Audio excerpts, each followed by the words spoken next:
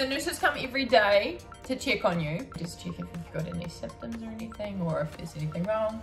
Take your temperature, and that's it. You're always wearing your mask outside of your room, or your food gets delivered to you, to your door. Comes in a brown paper bag. Okay, so this is the place where we can walk. So we just bus for like, say, 20 minutes, more or less. Okay, and now I'm here with my date, and this is how in quarantine we're gonna have a Valentine's Day date.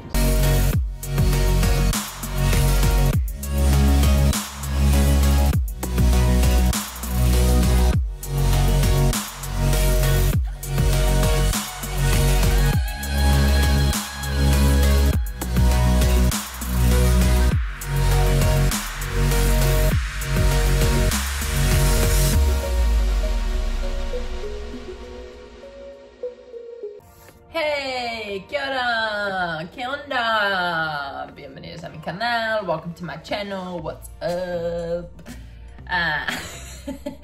I'm still working on my intro, don't know what it's gonna be yet, but hello and welcome to my new channel. Thanks for watching this video up until now.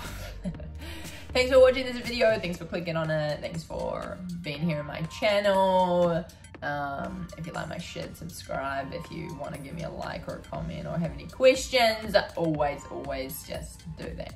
This video is about, what's it about? This video is about MIQ, Managed Isolation Quarantine. Is that what that stands for? MIQ? I don't know. Anyways, that's in New Zealand. So I am currently in isolation in New Zealand in this beautiful hotel. It is actually like legit beautiful.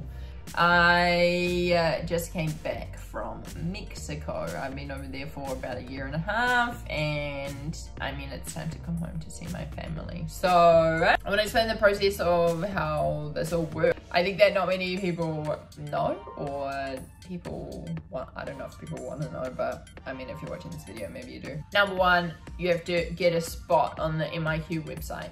This is, at the moment, very difficult. I booked my spot back in November, only to fly in February. So this was one thing I found really weird, that I couldn't just come back to my own country.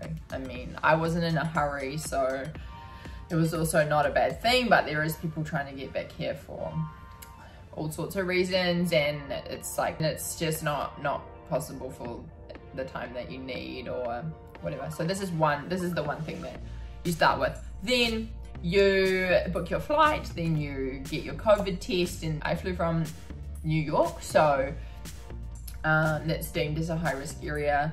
So I had to have a test before I got on the plane. So I had a negative test on the plane. On the plane, it was not very full. I had a whole row to myself. You wear your mask the whole time. I think they had shields to offer if you wanted. They give you a little sanitizing pack with, you know, like gloves and hand sanitizer and all that. That was with Qatar. Highly recommend. There is a lot of airlines at the moment cancelling and selling like ghost flights. So please, if you are watching this because you're maybe going to come to New Zealand, double check. I mean, maybe use an agent. But there is a lot of airlines trying to make money right now off people, and all they'll do is call you and say your flight's cancelled, and you'll have credit, and you won't get your money back unless you book with them again. And that's how they're recuperating all their money, because obviously they've lost a lot of money, these airlines, and that is something that's happening. And if you're booking a flight, I mean, really double check. So when we arrived to New Zealand, there was a bit of a line because it's a bit more of a slow process than normal. There was literally nobody about our flight because obviously we're coming international, so they've got it all blocked off. We waited and had a health check first, so you get your temperature taken. They ask you if you have any symptoms, if you've been in contact with anybody. Then you get approved to go on a bus or not, or to do further health checks. I got approved to go on the bus to go to a hotel. So then you go through your regular customs and then out to get your bags, and then from there you go out of the airport into the arrivals hall, and there's somebody waiting there to tell you where you're going. This is the thing that you don't know until you land in New Zealand. You don't know if you're gonna be here in Auckland. So I'm in Auckland. It was a 20-minute bus ride from the airport.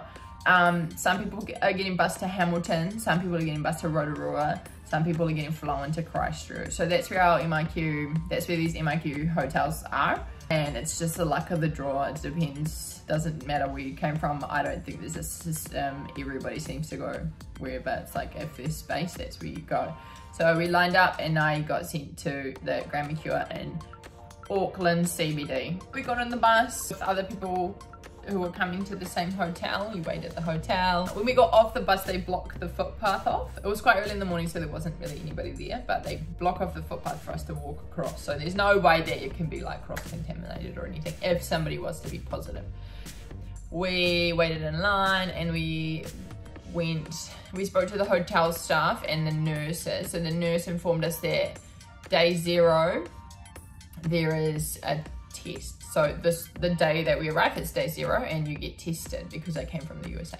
Also, they gave me a SIM card because I didn't have a New Zealand phone number. They gave a massive like welcome pack with like all this information. They give you the menu for you to order your food off, and all this information. Any questions that you have, they'll answer if they can, which they usually can because it's very, very well organized. It seems very safe and secure, and they really do adhere to so many like strict regulations, and it's really amazing to see that it just flows like so easily. After that, then we come to the room. This is my room. Then you go, so on your day 0, I went for a test. I'm not allowed to leave my room. Only for this test I went down.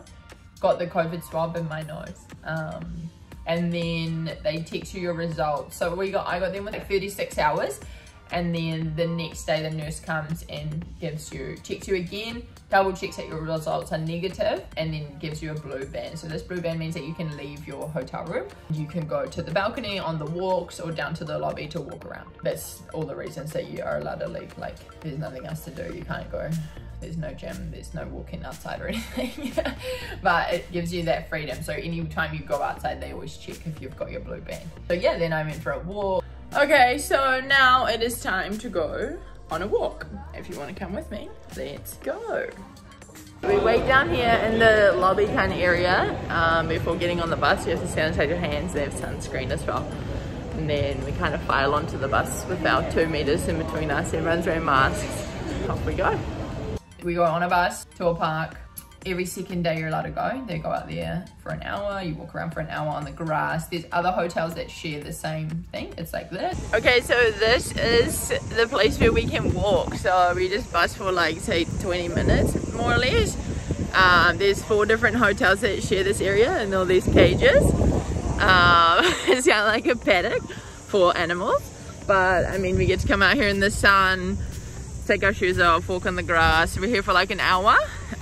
It's like high security. I mean, we can't get back out our little gate until they say you're not allowed to go sit on the bus by yourself or anything if it rains. So I was out here in the rain and you can't go back. So yeah, there's no shade. There's emergency toilets if you need, but I mean, it's a lot better than being in your room. There's fences all around and there's pretty much no way that you can escape, and if you do, it's like jail for 3 months or a $2,000 fine or something, or both, I think. So yeah, here we are. In this hotel, the windows don't open, but there's a balcony downstairs where you're allowed to go. Obviously, the whole time you're keeping 2 meters distance from everybody. The nurses come every day to check on you. Just check if you've got any symptoms or anything, or if there's anything wrong. Take your temperature, and that's it. You're always wearing your mask outside of your room, or your food gets delivered to you, to your door. It comes in a brown paper bag. The unfortunate thing is that it comes in plastic containers and they can't be recycled because of coronavirus. But also, I mean, other than that, I would highly recommend to bring a knife and fork or a sharp knife because it's difficult eating out of a plastic container, trying to cut stuff with a wooden knife. Pretty much anything that you can think of, you can ask for or ask not to have. They're very, very accommodating. Well, at least here in this hotel, I mean, I've really had a great experience. If you need more sheets, because the cleaners don't come. So there's another thing, the cleaners don't come in for the 2 weeks. Nobody comes into your room. So they'll drop sheets off, they'll drop towels off, they'll drop cleaning stuff off if you're lucky. There's no vacuum cleaner. So if you're coming with kids or if you're in a group of people, apparently it's been recommended you should bring you should bring a vacuum cleaner because it's hard to sweep the carpet. I had some friends drop me off some things. Like people can drop things off at the reception. They just bring them up to you. Okay, so today in quarantine is, I think it's my day 8, but it is Valentine's Day today. So obviously we can't go anywhere. My friend did send me some bubbles though, so thank you very much, and I'm going to enjoy these. I got all dressed up and I'm gonna go on a date downstairs at the smoking pen. So let's go. Yee-hee-hee.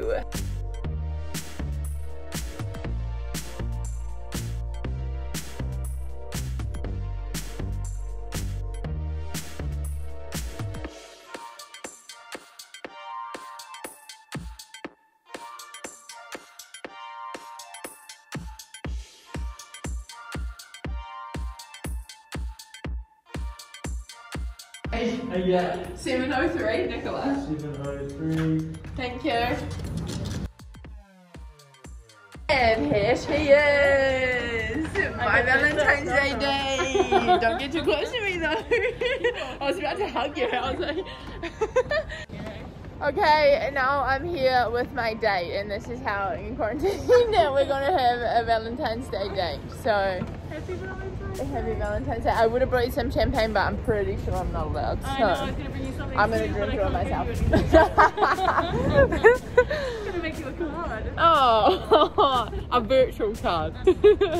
But yeah, so here we are outside in the Auckland CBD for a date, for a Valentine's Day. There is alcohol limits in most of the hotels that I'm aware of, so it's like 6 beers or a bottle of wine that they'll bring you up. You can order groceries, you can order Uber Eats, so you can order stuff in and they sort it out all for you and just bring it up to your room.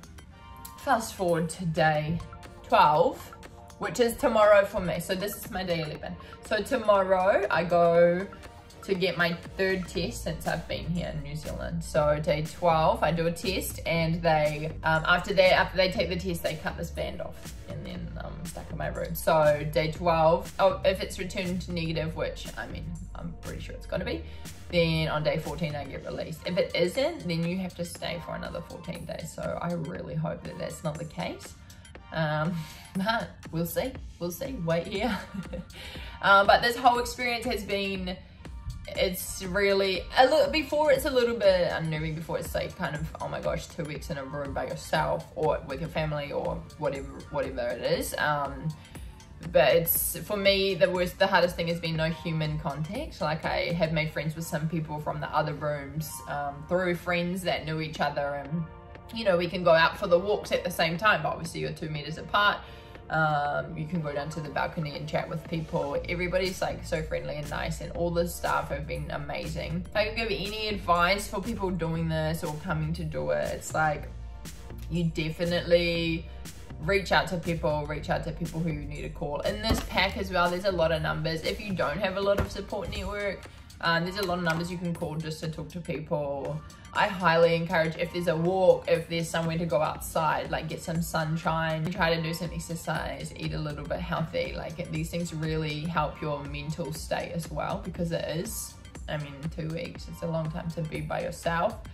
But I really haven't felt alone here, so it's, I mean, maybe I'm lucky, but I mean, there's a lot of resources to help you if you're feeling shitty, or if you're not enjoying it, or if it's really difficult for you. Like I definitely encourage you to reach out to these people. There's so many resources here, there's so many resources offered, which is another amazing thing. So if you have any questions, if you want to know more, let me know in the comments what you think. The next video I post is going to be about why people are traveling.